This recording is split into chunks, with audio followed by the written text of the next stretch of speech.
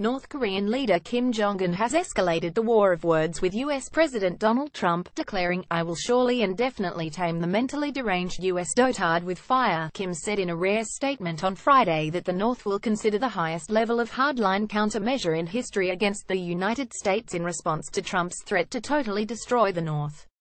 Calling Trump's comments the most ferocious declaration of a war in history, Kim said his speech to the United Nations on Tuesday confirmed Pyongyang's nuclear program had been the correct path.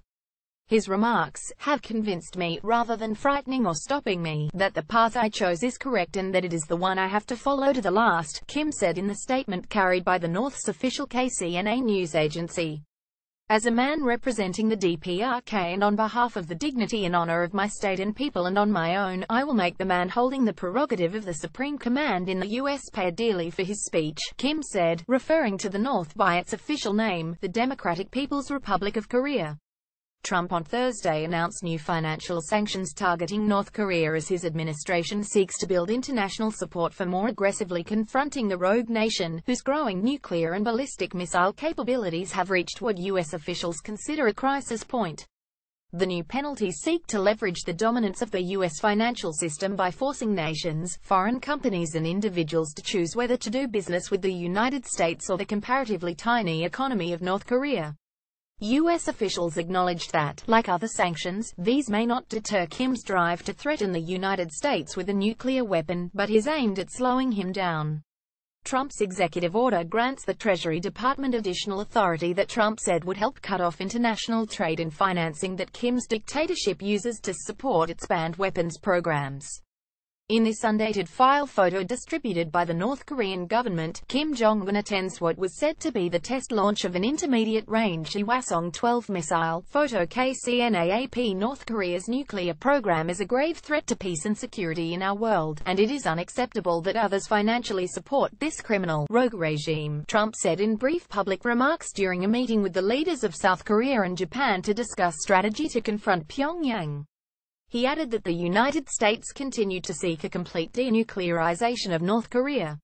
Significantly, Trump also said that Chinese President Xi Jinping had ordered Chinese banks to cease conducting business with North Korean entities. Trump praised Xi, calling the move very bold and somewhat unexpected. China is North Korea's chief ally and economic lifeline.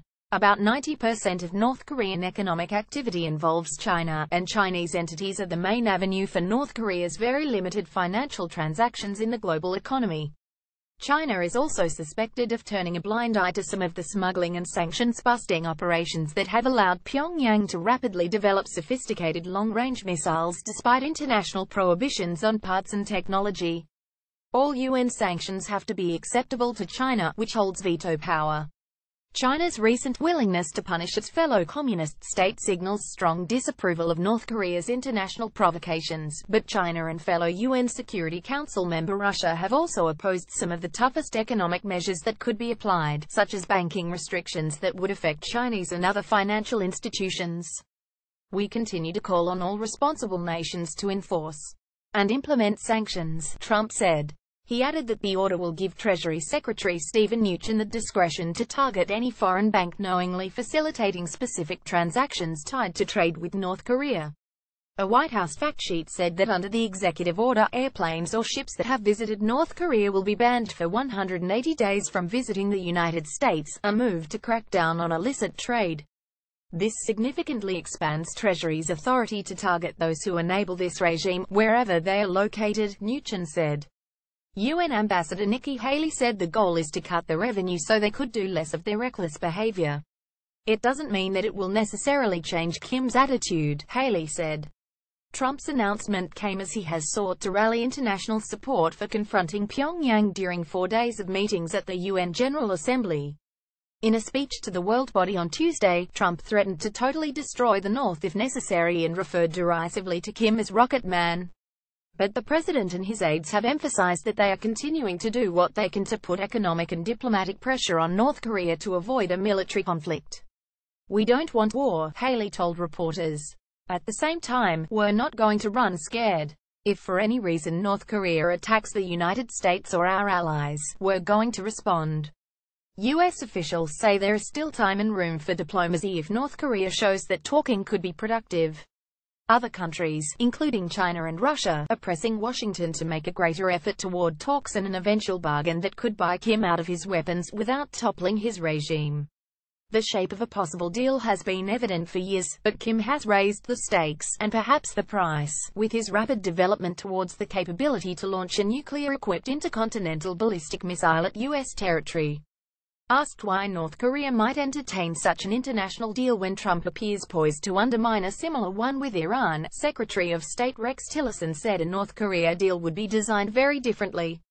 While the threat is the same, its nuclear weapons, the issues surrounding North Korea are very different than the issues surrounding Iran, Tillerson said on Wednesday.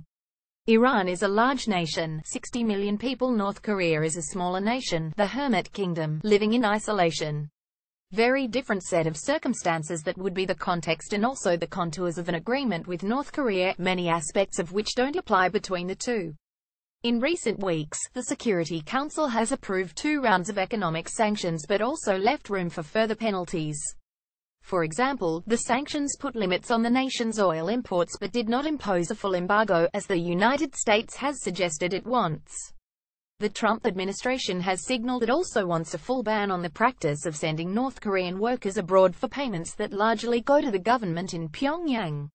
We are witnessing a very dangerous confrontation spiral, Russian Foreign Minister Sergei Lavrov said in a speech to the United Nations, filling in for President Vladimir Putin, who skipped the forum. We resolutely condemn the nuclear missile adventures of Pyongyang in violation of Security Council resolutions. But military hysteria is not just an impasse, it's disaster.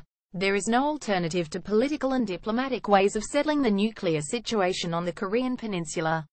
Mnuchin emphasized that this action is in no way specifically directed at China, and he said he called Chinese officials to inform them ahead of the U.S. announcement. Mnuchin also said the unilateral U.S. action was not a rejection of separate Security Council sanctions and the international diplomacy they require. Similar to unilateral U.S. sanctions on Iran applied during the Obama administration, the new U.S. restrictions seek to leverage the power of the U.S. financial system. Foreign financial institutions are now on notice that, going forward, they can choose to do business with the United States or with North Korea, but not both, Mnuchin said. Sitting down with South Korean President Moon Jae-in before the trilateral discussion with Japan, Trump said the nations were making a lot of progress. Moon praised Trump's speech to the United Nations, saying through a translator, North Korea has continued to make provocations and this is extremely deplorable, and this has angered both me and our people, but the U.S. has responded firmly and in a very good way. The Security Council had also applied tough new export penalties in August, and Tillerson said on Wednesday that there were signs those restrictions were having an economic effect. We have some indications that there are beginning to appear evidence of fuel shortages, Tillerson said in a briefing for reporters. And look, we knew that these sanctions were going to take some time to be felt because we knew the North Koreans had basically stockpiled a lot of inventory early in the year when they saw the new administration coming in anticipation of things perhaps changing. So I think what we're seeing is a combined effect of these inventories are now being exhausted and the supply coming in has been reduced.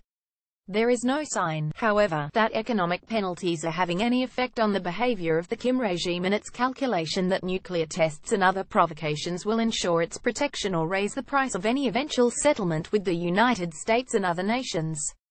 Trump said the United States had been working on the North Korea problem for 25 years, but he asserted that previous administrations had done nothing, which is why we are in the problem we are in today. The United States has been trying to undermine the economic underpinnings of the North Korean nuclear weapons program through executive orders and other measures extending back to the Clinton administration. Each new sanction from Washington has been followed by evasive measures by Pyongyang and then another attempt from Washington to ramp up pressure. Earlier sanctions restricted trade between U.S. companies and businesses involved with the North Korean regime and its weapons efforts. Until recently, however, such sanctions had limited effects because North Korea continued an expansive trade with other countries, mainly China. In recent years, the United States has sought to expand the economic pressure by working through the international banking system, where the country has particular leverage because so much of international trade is conducted in dollars. The vast majority of international transactions are denominated in dollars, the world's reserve currency, a congressional report found last year. Even when the companies are outside the United States, trade conducted in dollars typically must run through U.S. banks, and last year that provided the Obama administration an opportunity to interrupt such business. In November 2016, a special measure implemented by the Treasury Department barred U.S. banks from providing the accounts that handle such transactions for any North Korean bank or any party acting on its behalf. The measure essentially cut off North Korean banks from any trade denominated in U.S. dollars. North Korea, however, has continued to conduct such trades by using front companies in third countries, at least some of which are in China. The new executive order expands the U.S. pressure on the North by allowing the Treasury Department to single out those front companies and any banks helping to finance any trade with North Korea for sanctions. Those sanctions would cut off trade with those companies or forbid them from conducting transactions in dollars. In August, Trump issued a stern warning to North Korea, saying that if its threats to the United States continued, the outcast nation would be met with the fire and the fury like the world has never seen. The Washington Post, Reuters.